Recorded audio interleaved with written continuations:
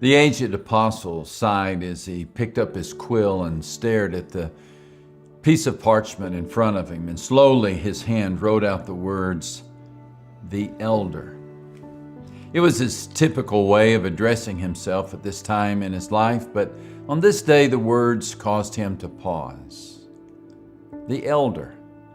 How much time had passed? It seemed like just yesterday he was the youngest member in a band of 12 who toured the countryside with Jesus, and the memories brought such a smile to his face.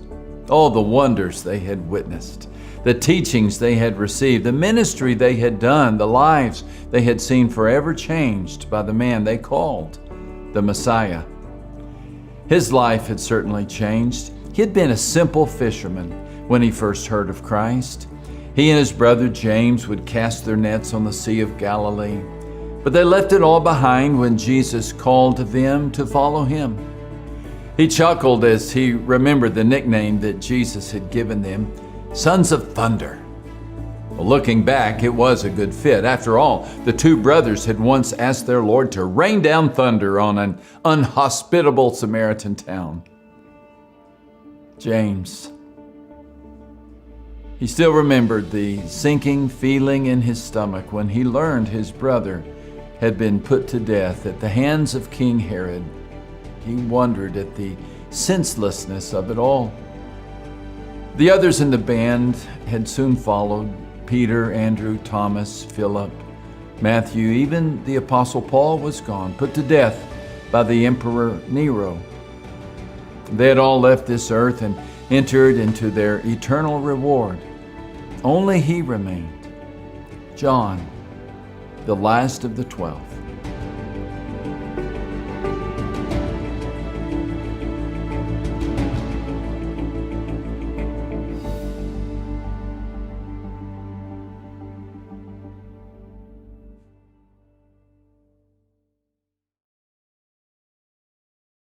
Perhaps you can relate to this feeling of being alone, this dark sense of isolation and powerlessness, this belief that you're all on your own with no backup, no support in your time of need.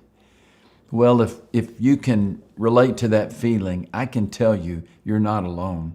I don't mean you're not alone in knowing the feeling. I mean you're literally not alone. Actually, John would tell you the same. Just picture the aged apostle.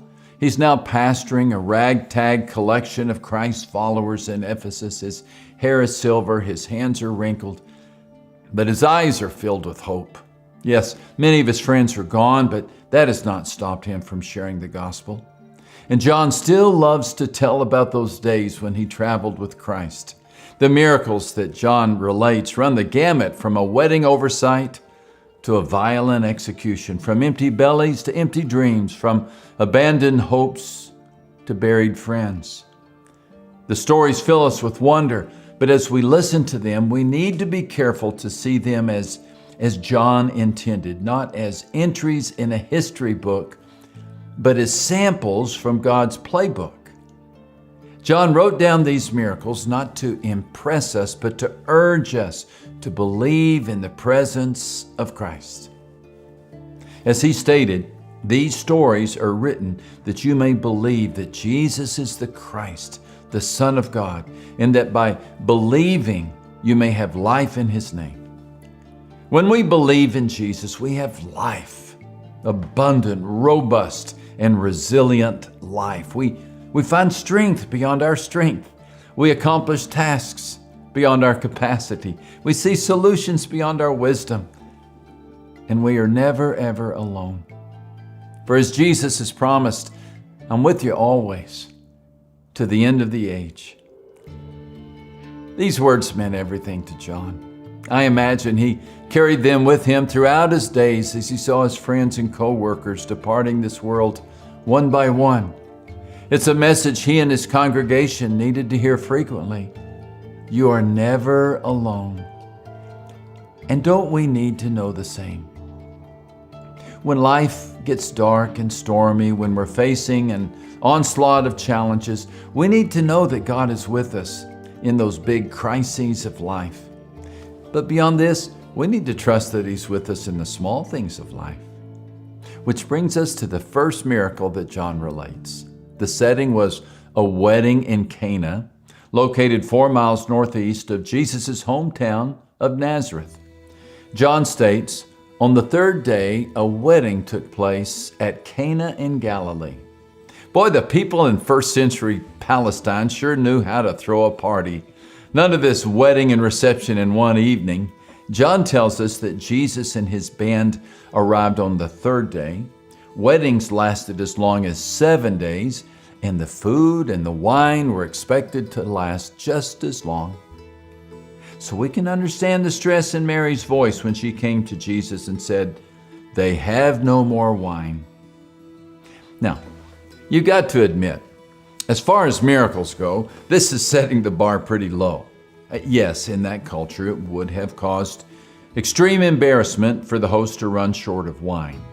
The memory of the happy couple would be marred by the event. The host family would carry a stigma of shame. The families invited to the wedding would be angry, to say the least, at this lack of concern for them as guests. And that day, hospitality was reciprocated. If you threw a party and went to great expense for your guests, they expected you to do the same. Yet, this was far from a life and death struggle. Of all the needs of the people on the planet, bone-dry wine vats at a wedding don't even tip the scale.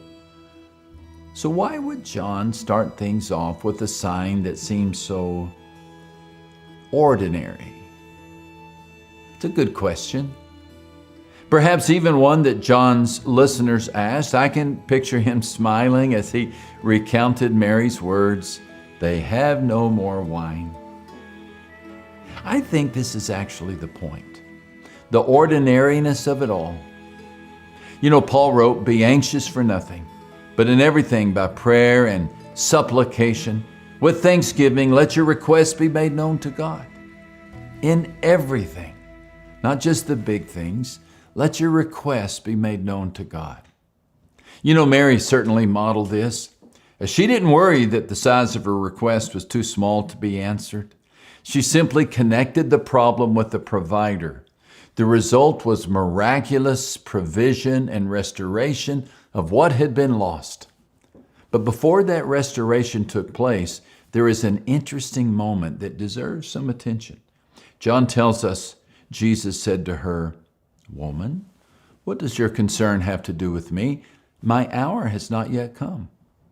Now, while scholars debate exactly how Jesus' response should be interpreted, the closest translation seems to be, "Mother, your concern and mine are not the same." No antagonism needed, but also not the reaction that Mary wanted. Apparently, Jesus carried an appointment book. He had a specific time in mind when he planned to reveal his power to the world. And this day in Cana was not that moment. He had gone to the wedding simply to attend a wedding. His to-do list for that day did not contain the entry, "Turn water into wine." Hence, Mary's request was met with hesitation. Now, maybe you've experienced the same. Perhaps you, like Mary, have explained your shortage to Jesus. "Lord, I don't have enough money. I don't have enough time. My tank is on empty. The doctor says it's bad news. It's been 20 years and I'm still single." Whatever the need, you've pleaded your case, but you didn't receive the response you wanted. And maybe you feel as if you didn't receive a response at all. No solution from Jesus. In those moments, how do you respond? Well, I like to look at how Mary responded. Did she stomp away in a huff? Did she declare that Jesus no longer loved her? Did she say, "All these years of doing your laundry and cooking your meals, and this is the thanks I get"? Well, she could have. She could have reacted in any of these ways and more. But she simply turned to the servants and said, "Do whatever he tells you." Translation, he's in charge, I'm not. He runs the world, I don't. He sees the future, I can't. I trust him. Whatever he says to you, do it. Mary made it clear that Jesus was the king of the wedding. 30 years of living with Jesus had taught her that he knew what he was doing. She had faith in him. She trusted that while he might not do exactly what she asked, he would always do exactly what was right. And her belief in him gave her the strength to say, whatever he chooses to do, I accept it. Mary's demonstration of faith caught Jesus' attention. Not only that, it changed his agenda. John relates what happens next. Now there were set there 6 water pots of stone, according to the manner of purification of the Jews, containing 20 or 30 gallons apiece. Jesus said to them, "Fill the water pots with water." And they filled them up to the brim. And he said to them, "Draw some out now and take it to the master of the feast." And they took it. Notice here that Jesus sets up another opportunity for faith. The servants watched water go into the water pots, and when Jesus told them to draw some out now, there was no reason for them to expect anything but water to come out. Jesus was basically saying, you just poured water into those jars. Now take some of it out, bring it to your boss, and tell him it's wine. And many of us would hesitate at those words. Yet, remarkably, the servants followed Jesus' instructions. And their faith mirrored Mary's. The resulting miracle brought about not just an abundance of wine, but good wine. John tells us that when the master of the feast had tasted it, he called the bridegroom and said, "Every man at the beginning sets out good wine, and when the guests have all well drunk, then the inferior. You have kept the good wine until now." Remember, this celebration had been going on for days. Most of the party guests were already drunk. Cooking wine would have been good enough to satiate the partygoers' thirst, but it was not good enough for Jesus. He wanted to do abundantly more than was asked. You know, something powerful happens when we likewise present our needs to Christ and trust him with the results. So let me ask you, have you made your requests known to God? Have you made a prayer out of your deficit? Jesus will tailor a response to your precise need. He's not a fast food cook. He's an accomplished chef who prepares unique blessings for unique situations. You see, a precise prayer gives Jesus the opportunity to remove all doubt about his love. Your problem becomes his pathway. The challenge you face is a canvas on which Christ can demonstrate his finest work. Now, maybe you're in the middle of something painful, even at this moment. Maybe it seems like you're all alone. Maybe it seems as if God isn't aware of what's happening. And even if he is, maybe it feels like he doesn't care. Well, we all know those feelings. We've all been there.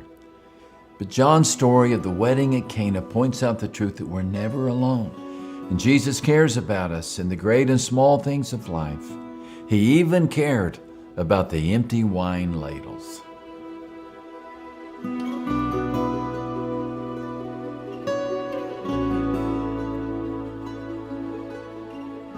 Picture John revealing the last line of this story.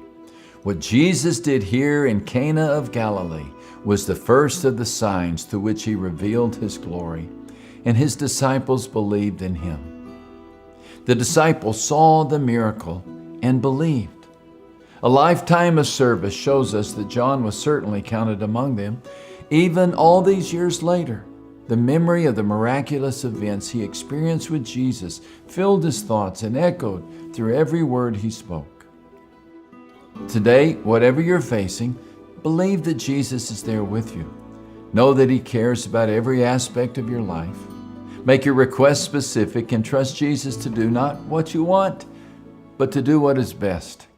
And before you know it, you'll be raising a toast in honor of the one who hears even your ordinary requests and responds with extraordinary provision.